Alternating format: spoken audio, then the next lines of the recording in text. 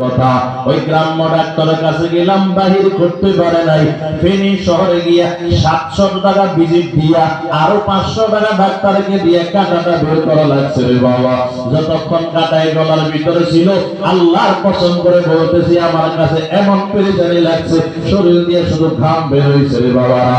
এই দুনিয়ার কাটার হালত যদি এমন হয়, এর বাজান জাহান্নামের কাটার হালত এবার কেমন হবে রে বাবা।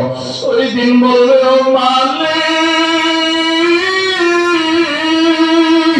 কি কাটা কারখানা দিলেন, নামাইতেও পারি না, বের করতেও পারি না। আল্লাহ পানি যদি একটু পানির ব্যবস্থা করিয়া দিতে, আয় আল্লাহ কাটাগুলা নামায়া ফেলতে পারতাম। আল্লাহ পাক বলবে, ও ফেরেশতা, জাহান্নামের আগুন দিয়া পানিগুলা গরম কর। এরে বাজান, জাহান্নামের আগুন দিয়া পানি গরম করলে ওই পানি তপ্ত করে ফুটতে থাকবে। ওই ফুটন্ত পানি বান্দারে পান করতে দিবে, বান্দা তাকে দিবে এমন পানি তো পান করার উপযোগী নয়। এরপরে বান্দা তৃষ্ণার জ্বালায় কাটা নামানোর জন্য পানিগুলা পান করা শুরু করবে রে বাবা। এত বড়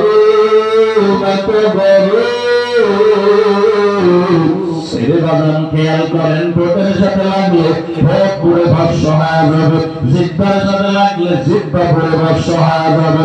ওই গলা দিয়া পানিগুলা নামবে, কাটা তার থাকতো, কাটা নামবে না।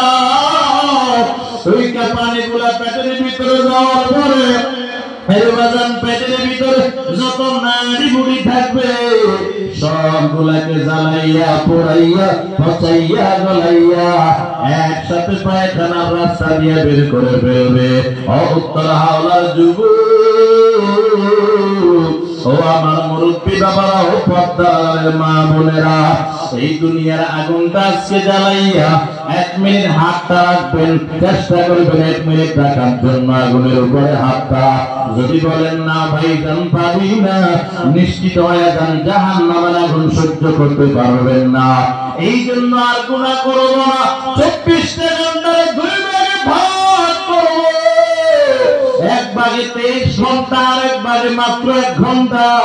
23 ঘন্টা আমার নিজের জন্য, মা বাবার জন্য, স্ত্রী ছেলেমেয়ের জন্য, রুজি কামাইয়ের জন্য, বিশ্রামের জন্য রাখবো। 1টা ঘন্টা শুধু আমার মালিকের দিব। বলে 1টা ঘন্টা দিয়ে কি করবো? বলে 5 ওয়াক্ত নামাজ পড়তে সর্বোচ্চ 1 ঘন্টা লাগে রে বাবা।